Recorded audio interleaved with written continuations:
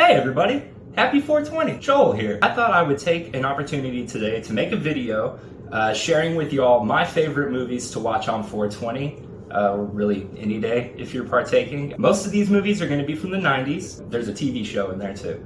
I believe they're all available to stream online, also I believe all on DVD and Blu-ray. Let's get started. Up first, we've got Clifford, 1994, stars Martin Short, Charles Grodin, and Mary Steenburgen. This is, for everyone who knows me, better get to stay, one of my all-time favorite movies. This is wildly bizarre. Martin Short plays a 10-year-old boy. He was in his 30s at the time of filming this, so just to give you an idea of what to expect. He plays a little boy who is staying with his uncle, and his uncle happens to be an architect who designed rides at a place called Dinosaur World, a place that Clifford just so happens to be obsessed with and would do just about anything to get to. This movie is weird as fuck. I cannot stress this enough. PG, but likely this movie could be rated R and would have the exact same tone. It's mean-spirited, it's quirky to like the nth degree. Charles Grodin, he's so goddamn funny in this movie. It's somebody who's just super fed up and at the end of their rope. Martin Short is a comedic genius. This movie is really an opportunity for him to shine. It was torn to fucking shreds when it was first released, but in recent years it's kind of got sort of a reevaluation. I love it. I hope you'll love it. If you hate it, I want to know that too. A lot of people I've talked to hate it. But yeah, I think it's a great one and a classic in my opinion. Next up, we've got Nothing But Trouble. I believe this one is 95? 91. Okay, I was way off on that. Dan Aykroyd, Demi Moore, Chevy Chase. This movie is another just absolutely bizarre, wacky, weird, and critically lambasted movie that I adore. Chevy Chase and Demi Moore play a couple who are driving through a town when they are pulled over in a speed trap and taken before the judge of a town that can only be described as something out of like Tim Burton's acid hallucination. It's weird in a way that like is so endearing and so lovable. Dan Aykroyd directed it. It's the only movie he's directed. The production quality as far as like the set design, fucking incredible.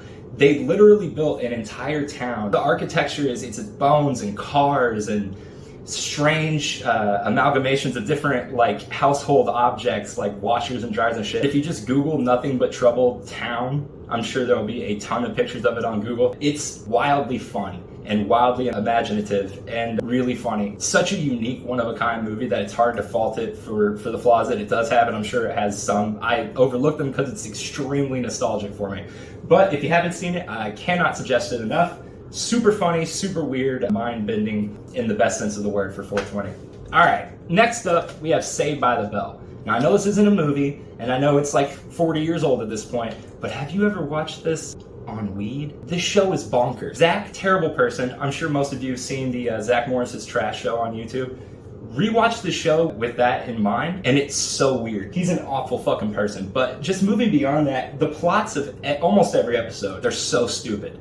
And every resolution is equally stupid. I love everything about this show. It's something you can throw on. Every episode's like, what, 20 minutes? I think this has 2 episodes on it, and it clocks in at a whopping 42 minutes. 2 episodes, 40 minutes, 1 episode, 21 minutes. Put it on. It's great for a laugh. Mostly because when you watch it through the lens of like 2021, it's just so fucking cheesy, but it's extremely endearing. I don't even think you'd have to be nostalgic to smoke out and watch this one because it's that dumb. Yeah, as far as TV shows go, people overlook it, but Saved by the Bell. Next up, we have Hackers. Now this, in my opinion, is classic quintessential 90s cheeseball action. I love the way technology was viewed back then. You had movies like The Net, the end of Jurassic Park, the girls slapping the keyboard. I'm in! I just fucking love everything about that attitude. Computers are this wild west and we're all gonna get on there and surf the web, bro. So perfectly captured in Hackers. Angelina Jolie and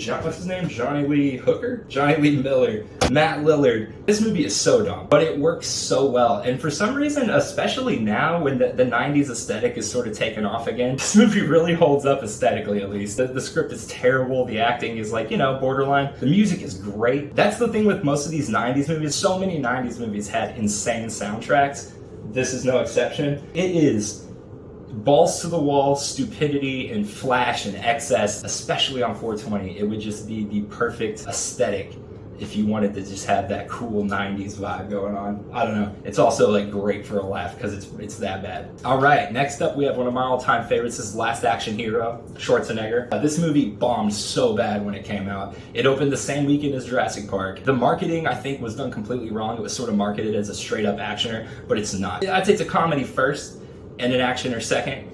But more importantly, it's a parody. This movie does a really, really good job of parodying the exact movies that Schwarzenegger was famous for at the time. And I think that's what threw a lot of people off. The tone of this movie lies somewhere in between a kid's movie and the lighter parts of Terminator 2. Nah, maybe not. Maybe not that serious ever. The tone of this is strange. There's a lot of great moments in this though, especially if you've smoked a little bit and you're not really expecting it, like seeing a giant cardboard cutout of Sylvester Stallone as Terminator. Moments like that, or a talking animated cat that works in the precinct. This movie is so much fun. It's another one that's been super reevaluated in recent years. A lot of people used to hate it, and now it seems like a lot of people love it. I love this movie. Super nostalgic. Real good. Alright, moving on and getting a little bit more fucked up. Gummo. This is the only real messed up movie that I have on this list. I don't necessarily think it's a great idea to watch it on 420 if you're not someone who partakes often, but if you are, or even if you just have like a weird hair up your ass and you want to watch something kind of messed up. Gummo is the directorial debut of Harmony Korine, who wrote the movie Kids, and it is about the aftermath of a tornado in a rural, very poverty-stricken town in Oklahoma. I can't remember what state it is. I want to say Oklahoma, but I could be completely wrong. It could be like Tennessee or something. This is not recommended for everyone who's watching this video. If you have a stomach for a little bit more disturbing, and I mean a lot more disturbing than your typical average movie, this is a fantastic, strange, disturbing look at the effects of poverty on a town on top of a natural disaster taking what little they had away from them. Definitely not recommended for everybody, but if you don't mind wading through some pretty dark shit, this is a extremely captivating movie. Alright, and lastly, we have The Room, the Tommy Wiseau classic. I almost didn't include this because this is a bootleg. It's not actually available on VHS. I believe you still have to purchase it through Tommy's website. But how could you not include this? Infamously, one of the worst movies ever made. There's nothing I can say about it that hasn't already been said, but Tommy Wiseau is tailor-made to enjoy on 420, much like Neil Breen. This movie is so not self-aware and so achingly self-serious that every bad moment is elevated 100 times to just even worse levels of terrible. He can say whatever he wants now. He did not plan for this movie to be bad. He 100% thought this was a good movie. And that makes it so enjoyable, if not extremely uncomfortable at times. Everyone knows about this movie.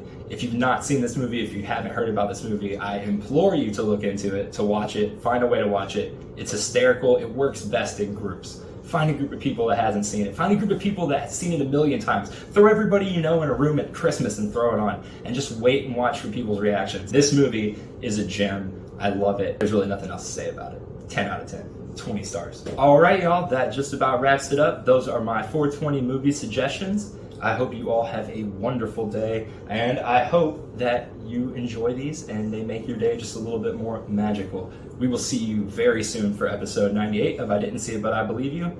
Goodbye.